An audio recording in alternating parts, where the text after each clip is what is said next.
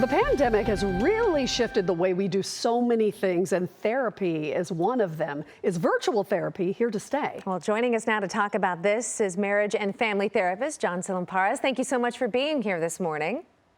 Thanks for having me. You know, a lot of people called it Zoom, virtual, teletherapy, so many different names. It might have once been thought as just a temporary fix, right?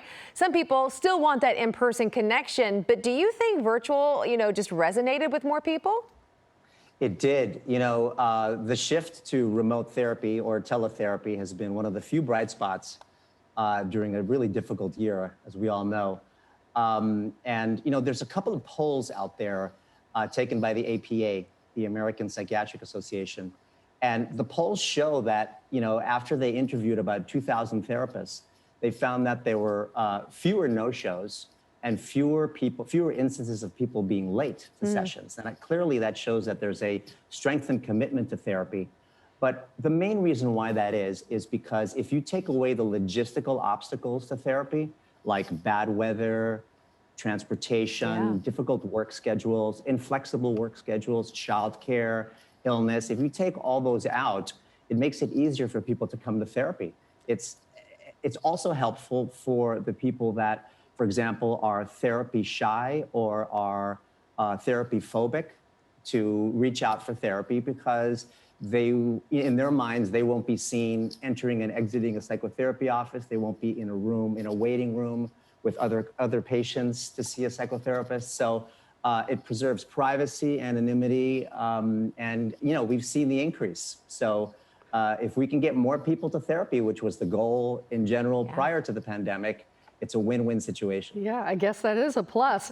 Now, from your perspective as a therapist, is this something that you think will continue? I mean, is there something lost, though, when the therapist and the client, they are not in the same physical space? You can't really see that person, see their body language. How do your patients feel about it as well? The patients are okay with it because of the logistics that I mentioned. And look, for a therapist, there are many advantages, too. For us, one writer in the LA Times said that it was like doing a house call. We get to see them in their environment. We get to see them in their habitat. And for us too, it's the economics is there. The economics doesn't lie. For us, there's no rent. We don't have offices anymore, or many of us don't. And we don't have the ancillary expenses and all that stuff. So, but yes, for the traditionalists, Sigmund Freud and Carl Jung are rolling in their graves, or they're laughing at us because they know that, what can't be replaced is the warmth of interpersonal connection, the ability to build trust, because relationships are, the key factor of a good, therapeutic alliance. So they know that without that, you can't really establish that in this sort of like maybe impersonal medium of digital therapy. But for now, that's what we have, and we have to adjust to it.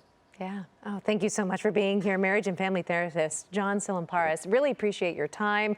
And to be honest, there's a lot of people, I think, who probably reached out and got therapy who never did before because of this pandemic. So thank you for what you and your colleagues do. Yeah, and across state lines, we are now allowed to treat. They have lifted those sanctions.